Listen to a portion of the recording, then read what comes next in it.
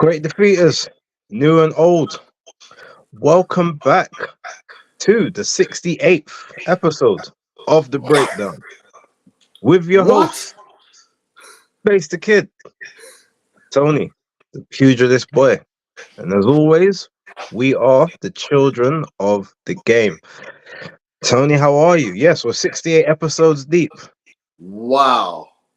I had no idea. I'm in total shock. Wow. Um That's a good I'm year and a bit. yeah, I'm amazed. I had no idea. But yeah, I'm in good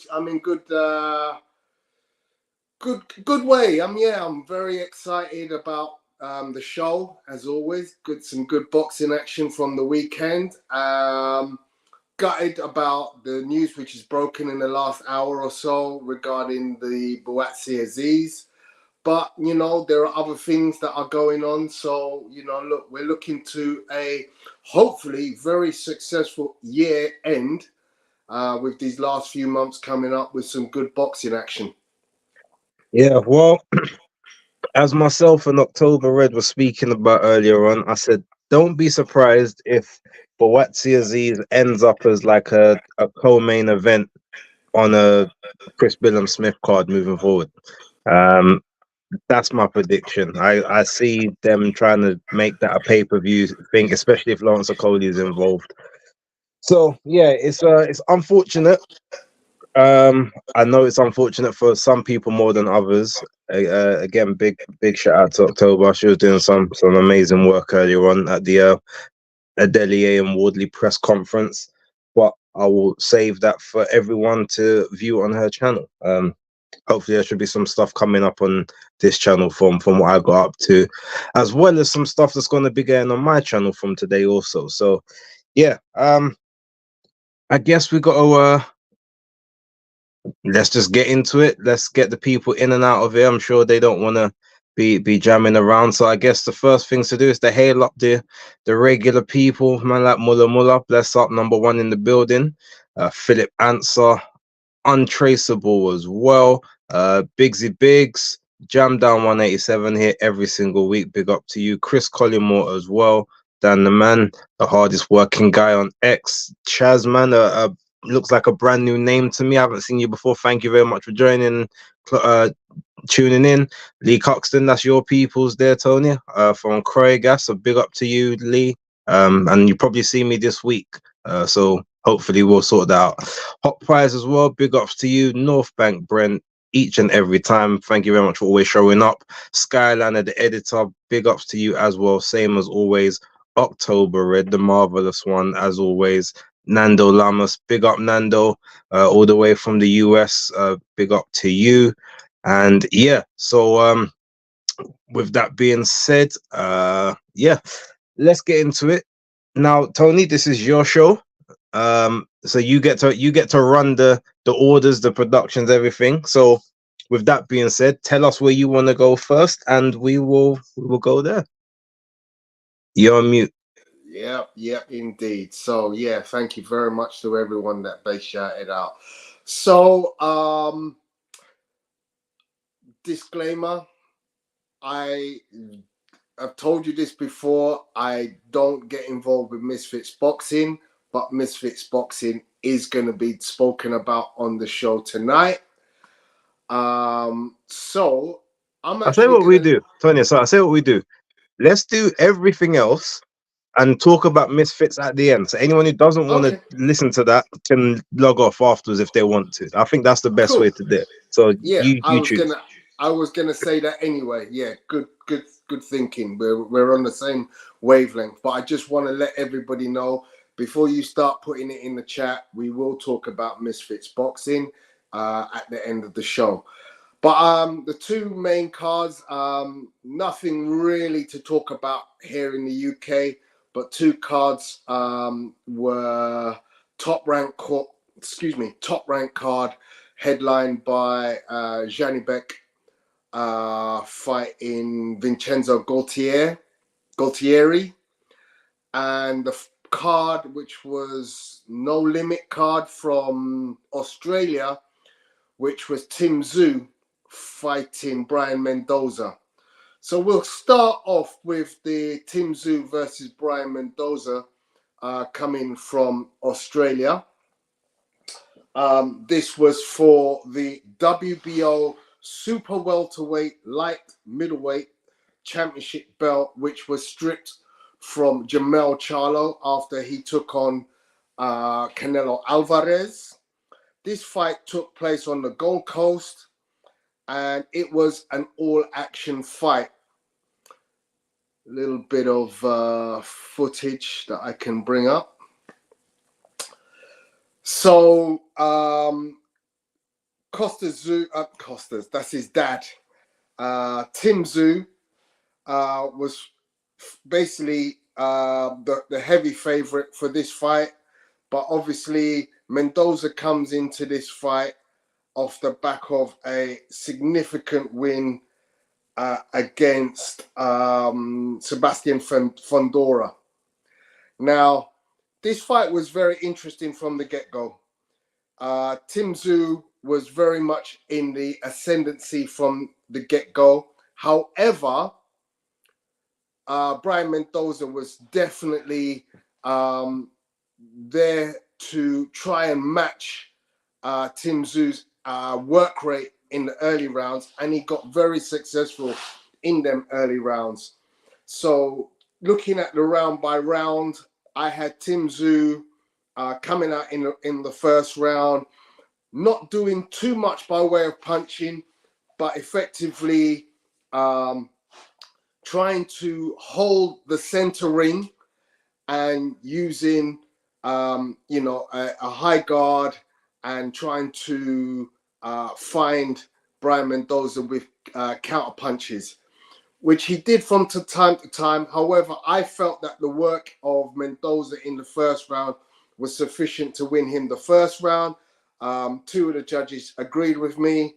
In the second round, not a lot of stuff was going on. Again, they were trying to just feel their way around each other. Tszyu up the work rate slightly, and two judges found that round was for Tszyu. I also scored that for Tszyu. The third round for me was a swing round. Even action across with both fighters. But then fourth round went back to Brian Mendoza with effective left hooks and left jabs. But Tszyu did have a very strong 1-2 combination in the round, which kind of rocked Mendoza. But overall, on work rate, I had Mendoza winning the fourth. The fifth went to Tszyu. He was happy to catch and counter everything that Mendoza was throwing, and he did that very effectively. This was the round in round 5 where he seemed to tee off on Mendoza with his uppercuts, which, as you saw from the footage that I loaded, he's very uppercut happy. He's very. And it was at this point in the fifth round where he started to come through with the uppercuts, and he landed a series of really good uppercuts. Round 6 was the return of Mendoza coming back and fighting fire with fire. And to me, he won round 6. So you could see the fight is ebbing and flowing round by round. It's going one way, it's going the other. It's going one way, it's going the other. The rounds are very close. Nobody is dominating. But round 6 is probably the last round that Brian Mendoza has a hooray. And to me, he wins round 6. But then from then on, it's the Tszyu show. The highlight uppercuts that I have loaded came from round 7.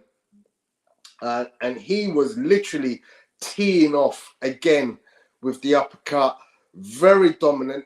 One thing I did notice from Tszyu is he's got a very easy style of switching from the two-handed defensive shell to the single hand Philly shell, and he utilized that very well in 7 onwards, where he was switching and using that switch to be able to create different looks for Brian Mendoza and effectively walk down Brian Mendoza into the ropes and then teeing off on Brian Mendoza. And as I said, it was at that point 7, 8, 9, 10. They're all big rounds for Tszyu. The engine of Brian Mendoza slowed down greatly. And what I notice about Tszyu is he is a beautiful shot picker from that point onwards. He's effectively utilizing great accuracy in his shots, not missing many shots at all, and effectively just teeing off on Brian Mendoza. Round 9, there's a big right from Tszyu, which literally you can see the whole body of Brian Mendoza shudder, and it looks like that could be the beginning of the end. But having said that, I give credit to Brian because he's taking some big shots, but he showed the heart of a champion by riding them shots and coming back and showing that, you know what, I'm not completely out of this. I'm going to be trying my utmost to see this through. And effectively, he sees his way through to the end of the fight, having been the recipient of multiple big blows in the end rounds. One of the judges, in fact, I noticed judges round 11 as a 10-8 round, despite there not being a knockdown. That was the level of one-sidedness that we saw. And again, even into round 12, Brian Mendoza, I didn't think he won the round, but he seemed to have been told, you know what, this is your last chance at a big hurrah. And he comes out in round 12 and he puts it back on to Tszyu. But Tszyu is in the zone by now, and he's also able to ride the late storm of Brian Mendoza and wins out the 12th round. So overall, an absolute barnstormer of a fight. I thought it was very entertaining. Very impressed once again by the work of Tszyu, and a rousing unanimous decision for Tszyu. All right. Big up Declan. Bit late, but you're always here, so bless ups to you. Now, funny, like me and you have scored this fight very differently, Tony.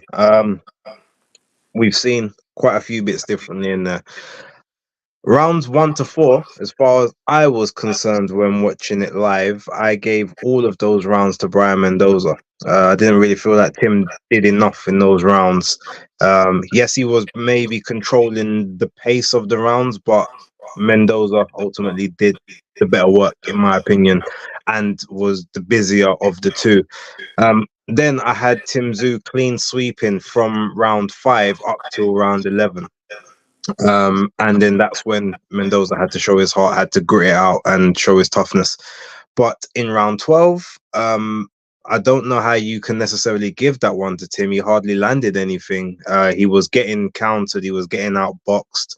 He was a bit tentative to throw shots at that point. I think at that moment, he kind of realized that he wasn't going to get the knockout. And he's like, but I've already won this fight, so let me just relax.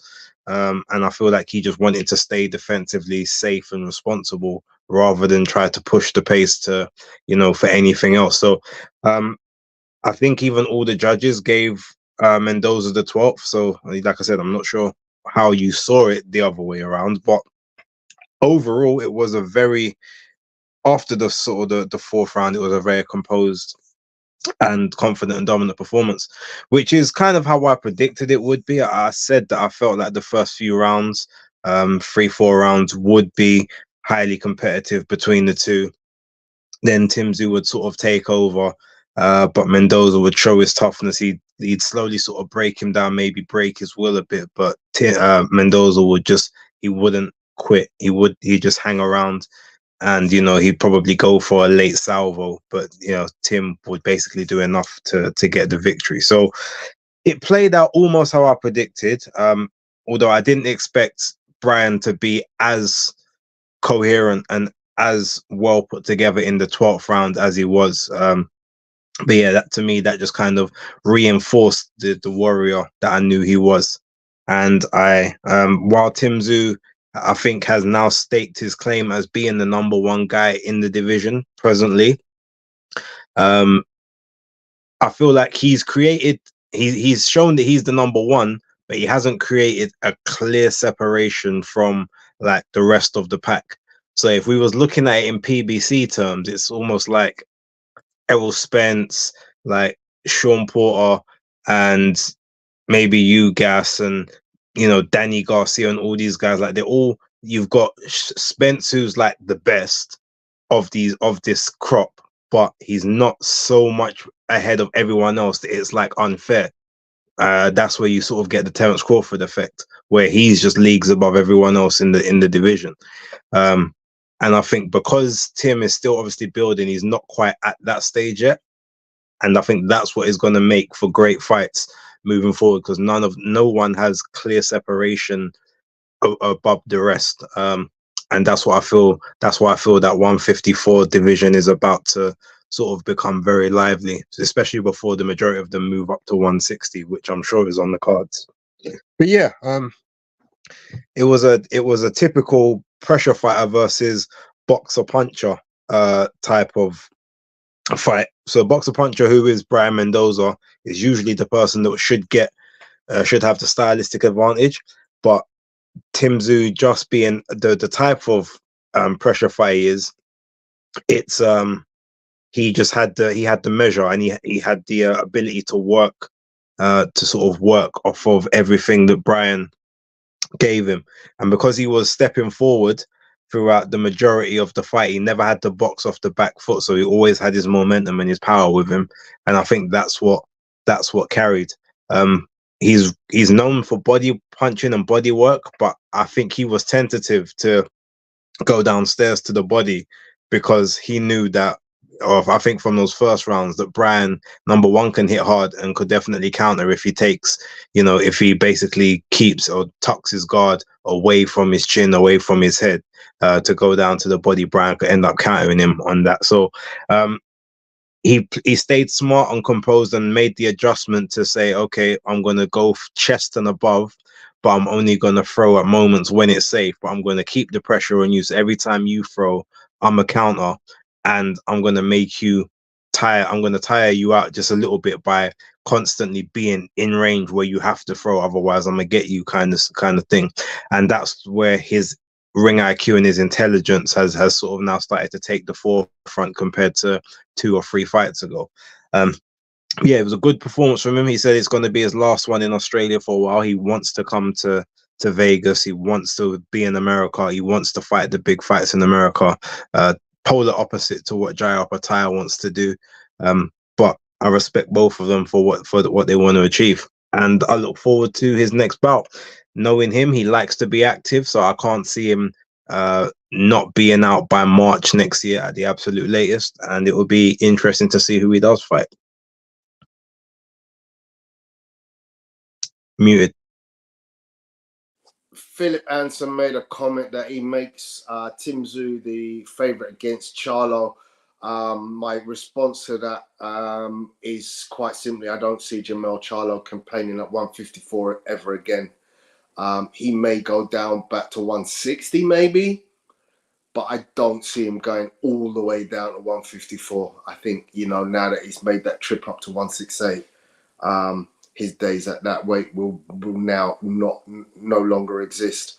It'll be interesting where Tszyu goes, because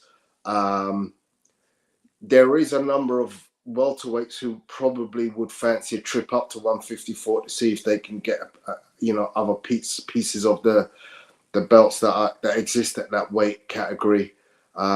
Should Charlo vacate all the remaining belts, which I'm sure will happen. But when I look at the remaining names in the hat of fighters who currently reside at 154, it's not the greatest list, to be honest. Fundora might make a comeback. Who else is here? Jose Ramos. Jesus Ramos, sorry. Jesus Ramos coming up. I mean, he's not Erickson Lubin. currently. See, Erickson Lubin to me has been around the way too much. I think he's spoiled goods. You know, he's been in some big fights. He's been on the wrong end of those big fights, and for me, Tszyu eats him for dinner. Maybe, but Errol Spence is going to be at 154. Yeah, Crawford's going to be at 154. There's a couple others.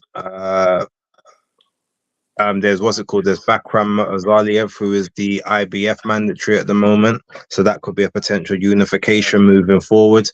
I mean, there's people, maybe not like a who's who, or like it's not necessarily a glamour division at the moment, but it's definitely a division whereby it could be hotly contested, and to be a place where you sort of get very action-packed fights, and eventually someone will end up becoming the name of the division, because it will be a division where everyone's fighting everyone. But Spence will probably be there. I think Danny Garcia is still there at the minute, even though he's supposed to be doing the catch weight with Erislandy Lara for the 160 belt. What's his name? Keith Furman, he's probably going to end up moving up there as well. Oh, please. I'm just saying, there's a people in it, so you never know. Yeah. And you've also, let's not forget. I really want us to never mention Keith Furman's name again. I mean, talk about inactivity. That guy just needs to be stopped talking about until he actually fights somebody. I got a name for you. I got a name for you. Yeah. Virgil Ortiz. He'll be up there. Very good name. That's where he's coming back to. So yeah, there's a bunch of people in that division. Yeah, that would be a good fight. Virgil Ortiz, definitely. That would be a good name. Kurbanov, Madrimov, Michael Soro, Slava Spoma are names in the top 10 on BoxRec currently that you may not have heard of, who have got decent records. Yeah, so I know Spoma. He just beat Milan Pratt over the weekend, busted my accumulator, so I know him very well. So yeah, that's a division that could probably do with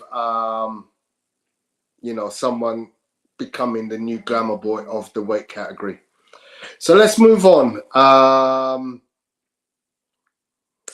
So we'll move from, I don't think there was anything else on that no limit card that I could mention. Is there anything that you could mention? I didn't see the fight, but Sam Goodman against Miguel Flores. Sam Goodman showed his quality. I thought he might actually get the stoppage of Flores, but he still got a UD. Knocked Flores down in the 8th round. Flores got 2 points deducted, I think, for either holding or for dirty tactics. So Goodman's a guy I believe he is at 160. I think he's at 160. It might be a bit smaller than that, but he's sort of like an up and coming guy. Is he featherweight? Yeah. Why am I thinking? Oh, I know. I know what I'm confusing him with. Yeah. So he's in that division down there. So he probably a good person to keep an eye on. I've seen a couple of his fights. I saw his last fight against Rais Salim. So he's someone that's building steadily for the crowd. But yeah, I didn't watch the fight, so I can't really comment too much on it. But just to give him his props. Cool. So that leads us on to talking about the top rank card. Get me page over, which, as I said earlier, was headlined by the middleweight unification fight between Janibek and Vincenzo Il Capo Galtieri from Germany. Janibek 14-0, Gualtieri 21-0 and 1 draw, 7 KOs. This was Gualtieri's first fight outside of Germany. I found that to be an interesting statistic. That you've had 21 fights. You've now, you know, he won the world title in his last fight against Esquiva Falcao of Brazil, but he's never fought out of Germany. But this for me was, again, a very good fight to watch from a technical perspective. This is a fight that I have sent you can see the whole fight live. Excuse me, not live, but the whole full fight on YouTube. I've sent it to my kids in my boxing group because I feel they need to look at this fight, because this to me was a masterclass. Janibek put on what was an absolute clinic against Vincenzo Gualtieri. I've got a bit of footage, so let me run that. Effectively, the stoppage comes in round 6. Janibek wins all 5 rounds prior to the stoppage. But the things that I particularly liked were hand speed, foot placement, that jab. Look at that jab. You know, beautiful combinations. You saw the jab uppercut there, which puts Gualtieri in deep trouble in the 5th round. You know, just picking shots, you know, Cuban style, in and out, in and out. This was Janibek's first fight under his new trainer, Brian Viloria. He's parted way with Buddy McGirt, and all I can say is well done, Brian Viloria, because this was by far the best of Janibek that I've ever seen. He looked fantastic. I mean, he didn't have the greatest of tests because Gualtieri really was quite easy to read. He was a switch hitter who's trying to use a flash style of hands down and trying to evade a jab that he just had no chance of evading. The jab was hitting with regularity straight down the pipe, whether it was southpaw or orthodox technique that Gualtieri was using. Janibek just found a home for that jab and utilized it to range find into a point where he could use his backhand with great efficiency, whether it be an uppercut, a hook, a body shot, or a headshot. You know, the judgment of distance for me was excellent. And to me, you know, when we're talking about middleweights in the world right now, obviously Golovkin looks like he's probably no longer going to be competing. You know, Janibek now holds 2 belts, the WBO and the IBF. He, to me, has risen to the top of the mountain in terms of you know, champions at the weight. Looked fantastic on Saturday night. He had a very vociferous crowd behind him. I did notice it, you know, for a Kazakh fighting on, you know, away in America. He had a very vociferous crowd chanting his name all night long.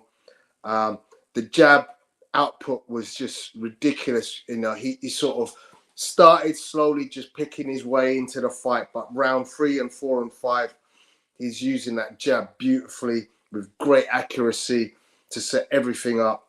And yeah, just guys, if you know, from my gym, if you want to go see that fight, we might have a little breakdown of that on Sunday afternoon, because I'd love for you guys to talk to me about what you feel about that. Some of the fundamentals that I teach were perfectly displayed. I mean, it was a very good performance from Janibek. The one thing I will say, though, it was easy to be a very good performance and look amazing against, unfortunately, what was a very limited opponent. I haven't seen the Esquiva Falcao fight, but from everything I know, Esquiva was a fairly decent operator. So I need to actually see how we managed to win that. Was it hometown cooking? Was it maybe like sort of hit and spoil type tactics? I've heard that there was some shenanigans that went on in the ring during that fight, which obviously helped him to get to that decision. But when you look at it and you consider that, I think the one thing that he was always going to have against him in this one, and one of the reasons why Janibek ultimately looked as good as he did, is because Gualtieri only had 7 KOs in 22 fights or 21 fights. So the common consensus there would probably mean he's not a puncher. So provided you don't do anything stupid, he's not really going to land. And I think that even happened in like the first round or the second round, where I think he hit Janibek with something pretty flush. Janibek saw it and braced for it, but as soon as he got hit with it, he's like, all of a sudden he started being a lot more aggressive. Like, oh, that's the best you got. Okay, fair enough. Well, if that's all this is, then I might as well just get to work now. Forget all of this just trying to work you out business. And I think that's literally what happened. And ultimately, yeah, we saw the sort of the demise of, unfortunately, a limited opponent. Maybe if as Ellis has put in the chat, maybe if it was Denzel that got the opportunity against Esquiva Falcao or even Gualtieri, instead of having this unification, he'd probably be champion right now. But yeah, like I said, I'm not taking anything away from Janibek's performance. You can only beat who's in front of you, but unfortunately, the opponent was limited, which just allowed him to look even more devastating.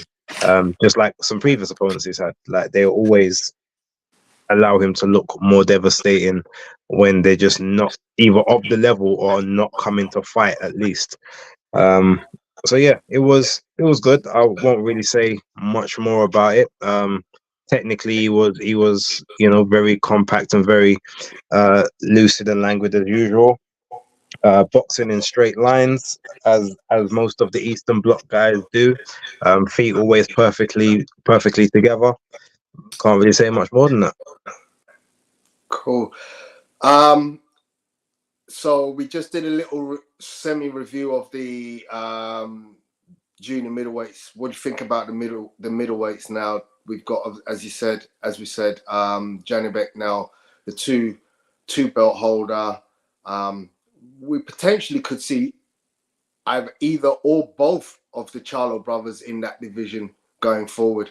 What other fights do you foresee for Janibek?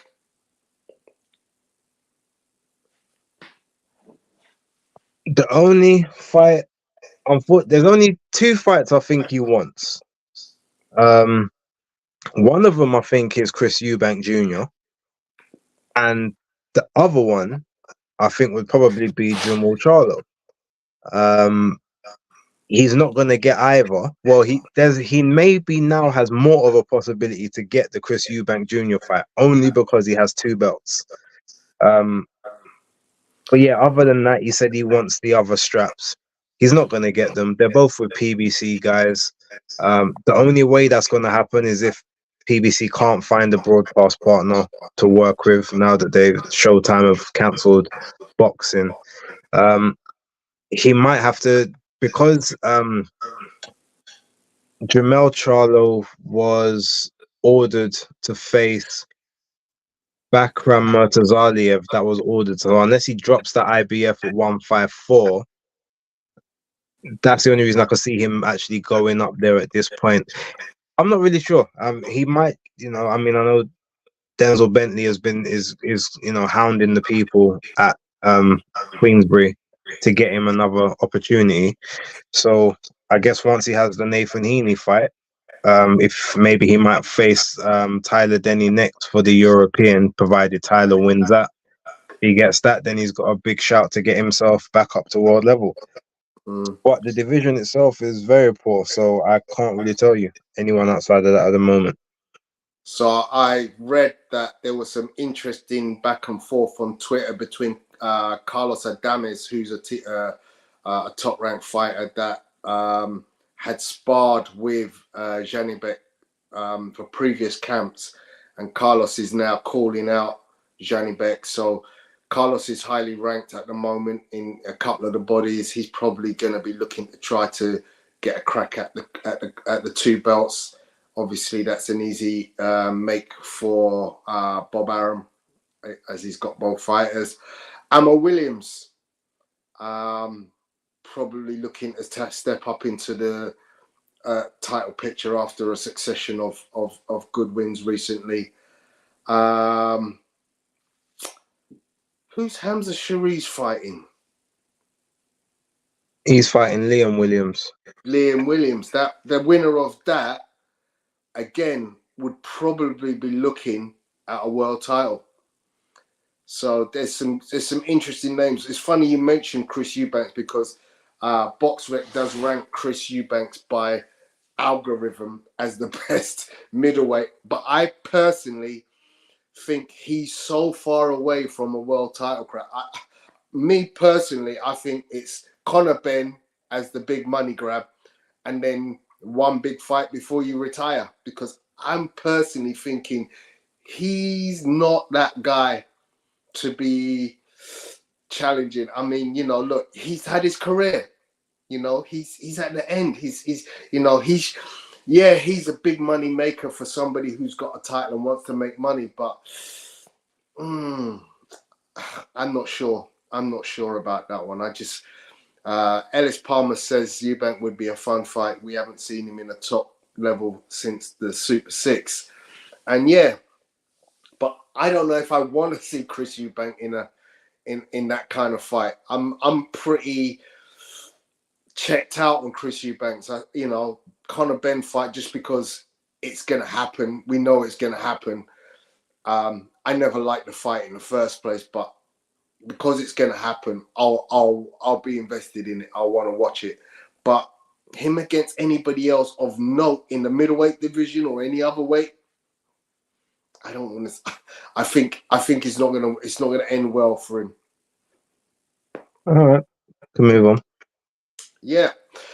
So on the undercard of that top rank card, we saw Keyshawn Davis against, and I forget the kid's name, Nahir Albright. Nahir Albright, yeah. Didn't see too much of this other than highlights, but the highlights that I saw and the report that I read kind of were a little bit conflicting. So once again, like last week, I saw a picture or video of Keyshawn Davis's highlights, but for all intents and purposes, this sounded like Nahir Albright was very much in with a shout of potentially getting a draw. And in fact, this was a majority decision. One judge did have it as a draw. What was it? 95-95 for one of the judge. And then the two other judges gave it to Keyshawn Davis. Little bit of footage here, but it's, to me, Keyshawn Davis has, to me, blown hot and cold in his career so far. And quite simply, I think this fight exposed him, that he really isn't the future of the division. They're trying to build him up in such a way that he can become this big superstar of the division. But unfortunately, I think he will get found out at the top end. I will be interested to see the trajectory they put for Andy Cruz Gomez, who had his number in the Olympics, and see whether they fight as pros. But I personally don't. He's a good fighter. I'm not taking Keyshawn's skills away from him, but I do believe that at the top end, he's going to get found out. And that picture there, guys, in case you didn't realize, Keyshawn is one of 3 boxers, brothers, who all box and are all very good fighters. His younger sibling, I believe, Kelvin, Davis was on the undercard and had an impressive win. Yeah, can't really add much to that. I didn't see the fight. Haven't it didn't get uploaded to Sky, and I haven't bothered to go into my Sky box to watch the event. So I'll just, as you normally say, I'll curtail to what your opinion is at this point. Cool.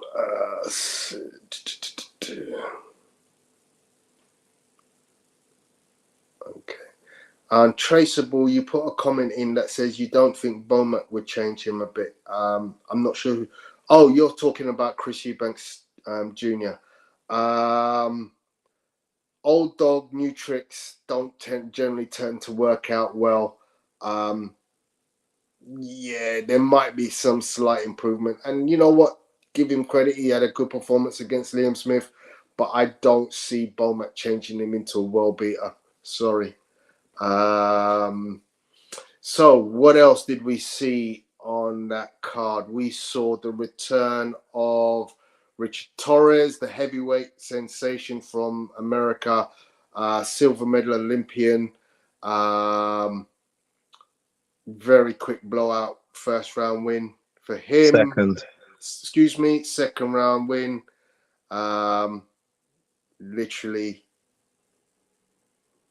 that was the end. I mention his name because he is kind of exciting. Top Rank are very much heavily invested in him and Jared Anderson. Whether he's going to be ready to now make a next step up and start to involve himself up in, with better heavyweights will be interesting. Obviously, Britain has a great flock of heavyweights. It would be interesting to see if any of our heavyweights were ever to get matched with him. So that's the Torres show. Do you want to mention anything about that? I mean, I watched it. Luckily, they said it was highlights on the YouTube channel, and they showed the whole thing. So, as he does, he dispatches enemies quickly. He's got a very busy style. It's a very educated pressure style, and he keeps his head. I like the fact he keeps his head on a swivel. It's not always on center line. It doesn't always stay in one place.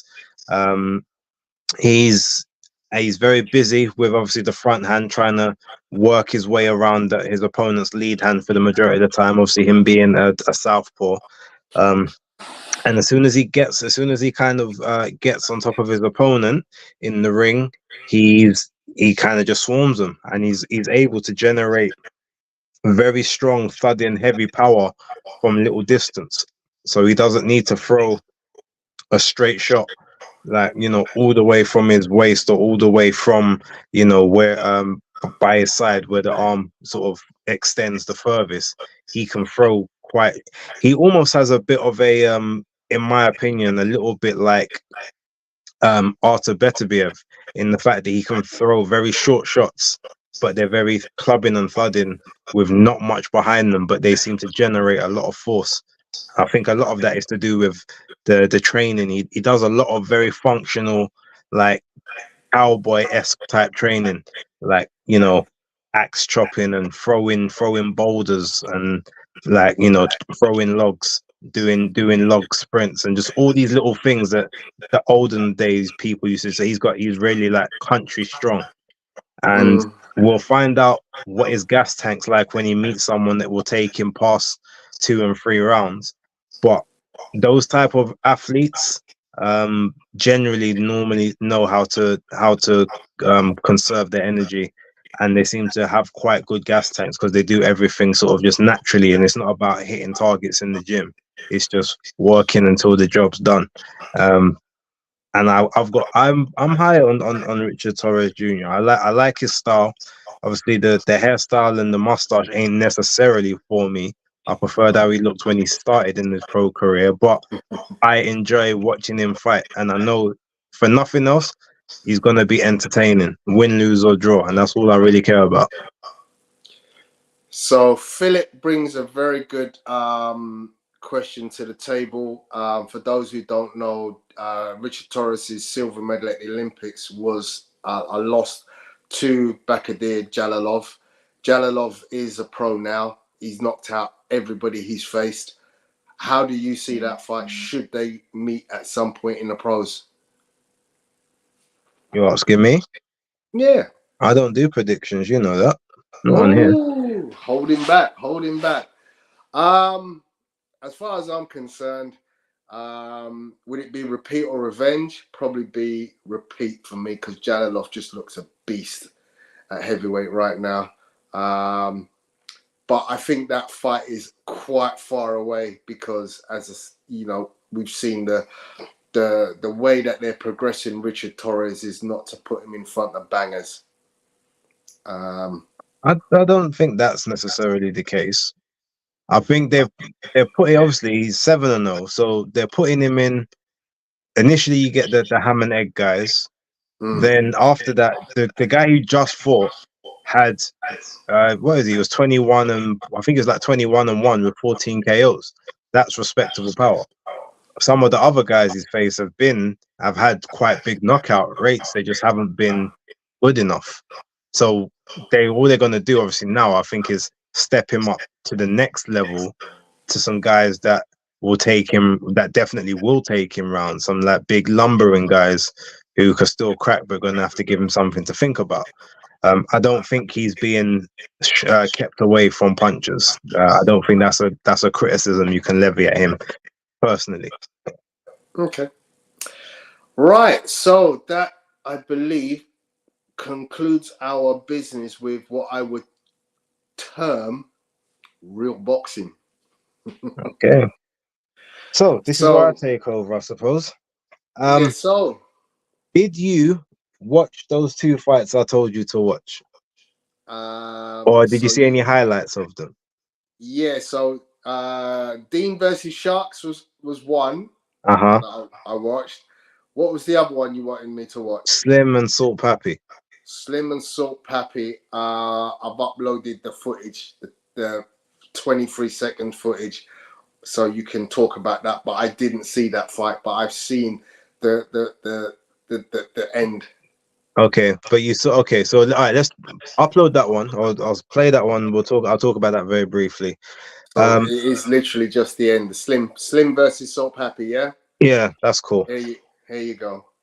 All right, so for people who've obviously saw this fight, and if anyone who saw my breakdown, my basis pick, on Friday, one thing I did say is I was concerned about, number one, how quickly Salt Pappy had lost the weight, and if it would take anything from his punch resistance. And it looks like I was right. Now, I didn't actually think that he would get knocked out by Slim. I thought Slim would beat him on activity and work rate just because he would have more in the gas tank. But that being said, I did pick Slim to beat him, and I was proved right. Even his shape, everything, his form, like you've normally seen him, like the way he's coiled up, he actually has a very good stance. But for some reason, in this particular fight, even though in those first couple of rounds he was getting to the shots, his whole sort of like base, no pun intended, was weird. It looked like he just didn't have the same fluidity, he didn't have his same ring position. He was throwing punches from angles that he doesn't normally throw punches from fights that I've seen before. Yeah, it was just very, very labored. I think maybe he thought that his overall size in general would sort of just where he could almost bully Slim, and he did for the first couple of rounds. But Slim, I guess he tucked up. The energy started to deplete quite quickly, and I think from there Slim realized, okay, there's a bit of steam coming off of these punches, so let me see what I can do. And yeah, he got to work and done his thing. So big ups to him. 7-0 with 5 KOs. There's not he's a two division champ now, so what can we say? Now, so there's that one. Dean the Great. You said you watched that one on Waleed Sharks, right? All right, so talk to me about that fight. You watched it. Like, tell me that fight wasn't a naturally decent fight. You're muted. Yeah, I'll give you credit for that one for allowing me to research what was, I thought, a very good boxing match. Dean clearly has skills. I liked his ode to Errol Spence with the kicking the floor, Texas style, to end the fight. But this was a good fight because it was an even match up until a point, and then was it round 5 that Dean dislocated his shoulder? No, he said it happened in the 3rd round. Oh, the 3rd round. So it's an interesting thing that, you know, a guy dislocates or does damage to his shoulder, but manages to go through and still create that power to end his foe. Dean has good boxing fundamentals, you know, good footwork, moves well. Waleed Shark, you know, also a decent boxer. I found it ridiculous anywhere near Ryan Garcia in a real fight. But, you know, I guess that's the nature of the beast with Misfits, that they'll call all and sundry out. But yeah, interesting fight, I thought. Yeah, what can I say? I mean, you know, Dean is a good fighter. You know, I probably might watch him again, maybe. Yeah, well, if I ever get into him. That's what I was saying. Of all of them, like, there's a lot of, you know, garbage that does come on there, but it always seems to be entertaining because everyone is fairly matched. But Dean the Great and Waleed Sharks are actually 2 of the quote unquote boxers, that's why I implored you to say, look, watch that fight if for nothing else. Now he knocked down Waleed in the 2nd, and I think in the 3rd, I think he's done his shoulder in the 3rd, but if you remember, even though he was piecing up Shark in the 4th as well, in the 5th round, Shark came back and had him on you know, shaky legs on a couple of occasions. Now he had his good defense, basically took him his defense managed to get him through that 5th round. But if it wasn't for, I don't know if he necessarily if his gas tank ran out or if it was just a case that Sharks became numb to the shots. I said, all right, let's go. But he came back, which is a bit different to how their first fight went, because the original fight was a 3-rounder. He knocked, I think Waleed Shark knocked Dean the Great down, I think twice in their first one. And then in the 3rd round, Dean the Great came back and KO'd Waleed Shark. So that's why the rematch was, you know, he'd been begging for that rematch. And this one, obviously, Dean made it a lot more clinical, but Waleed still finished on his feet. So I think he'd probably feel like if I had another crack at him, I could go again. But yeah, I thought to me, that was the fight of the night. It was my favorite fight to watch. Not the same can be said for the 2 co-main events. So without going too much into it, you had Logan Paul and you had Dylan Dennis. Dennis, who did absolutely nothing for the first 5 rounds, apart from at one point tried to do a single leg takedown to Logan Paul, I think in the 5th round it was. And yeah, didn't even throw a punch at that point, and just let himself down majorly, because even if his whole thing was, well, you couldn't KO me, if that was what that doesn't really mean anything if you literally like just shell up for the entire time, because it's everyone knows a journeyman can survive a 12-round fight if they just stay defensive the entire time. But yeah, ultimately ended in a disqualification, and now Logan Paul finally has a victory on his record. So he's that was the first thing he said. I finally won one. I think that was his 4th I think it's his third professional boxing fight, but his fourth boxing fight as a whole. I think he's now 1-2-1. So he drew the first one with KSI, lost the second one. Like, it was disputed.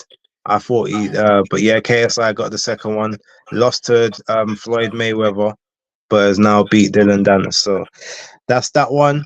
And in terms of KSI and Tommy Fury, that fight was trash.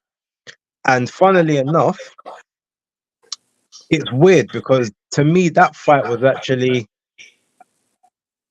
how can I put it? It's like Tommy Fury's had he's had 3 of these influencer fights, and every single one he's had has been boring to watch. It can't be them because they've actually been in entertaining fights. Jake Paul was in an entertaining fight with Anderson Silva and with Tyron Woodley the first time. Even his fight with Deji initially was entertaining to watch, but he goes in there with Tommy and it's a bit of a non-event. Then he's in the fight with Anthony Taylor now. Obviously, Anthony Taylor isn't the most entertaining either, but that fight wasn't really that entertaining for, I think it was a 6 rounds that it went. Now you get the KSI one. The common denominator in all of this is Tommy Fury. Or Tommy Bravo, as I call him now, because that guy does not do leg day. It's quite evident. Yeah, I don't really want to speak too much more on it, but ultimately, while I predicted him to win, I thought he would have just enough to kind of get through it. There is an argument that KSI possibly could have nicked it. I mean, I still would have given it to Tommy just about, but neither guy deserved to win that fight, in my opinion. That's just how bad it was. So, yeah, not really much more to say. I'm still looking forward to seeing KSI in other fights once he sort of forgets the Michael Venom Page thing, because that's not boxing. That's MMA. If you're going to be in the boxing ring, you got to box.